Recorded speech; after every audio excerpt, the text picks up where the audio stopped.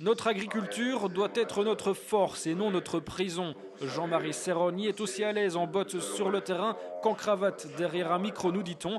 Et pendant 53 minutes, il va le prouver. Il a tenté de faire passer un message à nos agriculteurs wallons. Ils peuvent regarder l'avenir avec confiance. On a notre culture, la gastronomie, on partage ça des deux côtés de la frontière. Là, ça fait partie de notre culture, c'est notre force.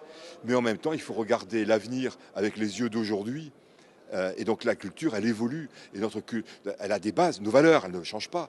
Mais la façon dont notre culture s'exprime doit évoluer. Et il ne faut pas qu'on regarde l'avenir avec nos structures, nos réglementations et nos réflexes d'hier. Il reste donc du travail à accomplir. Il faut par exemple tenir compte de la conjoncture, l'augmentation des populations, l'évolution des consciences des consommateurs, l'apparition des nouvelles technologies ou tout simplement une politique publique changeante. Mais ça, donc ça veut dire qu'il y a des forces qui contribuent à ce que nos techniques de production vont évoluer sur des techniques de production vraisemblablement moins chimiques, utilisant davantage les process biologiques et les process naturels au profit de la productivité. Donc efficacité économique et efficacité environnementale. Le monde agricole doit donc se révolter. Et pourquoi pas, nous dit-il, collaborer. Les compétences nécessaires pour réussir en agriculture sont de plus en plus diverses, ce qui fait que de moins en moins d'agriculteurs arriveront à réussir seuls.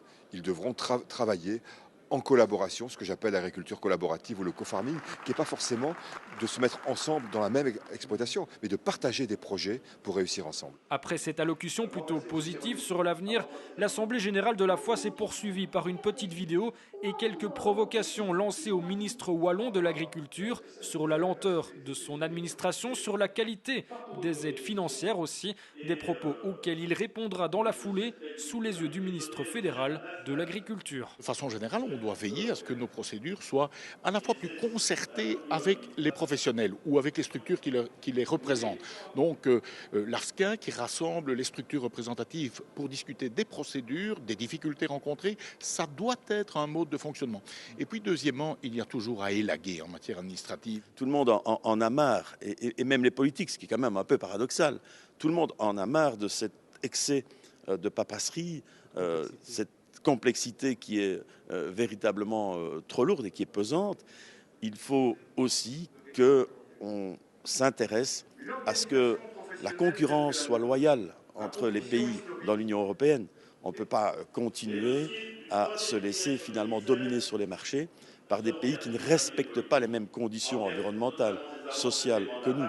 Des compétences européennes. Donc ici, la politique agricole commune, également au centre des débats hier, doit être renégociée d'ici 2020. Il est important de prendre les bonnes directions.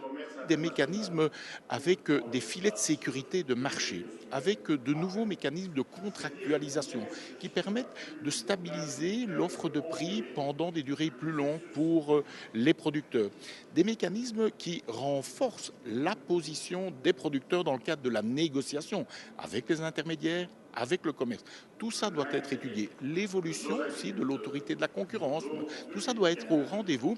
Je pense qu'il y a de bonnes idées qui sont aujourd'hui sur la table, mais une bonne idée, ce n'est pas encore une bonne décision. Les deux ministres ont profité de la journée de ce mercredi pour rappeler aussi les forces de notre agriculture wallonne et l'importance des circuits courts. René Colin parlera même de patriotisme alimentaire. Le message est passé.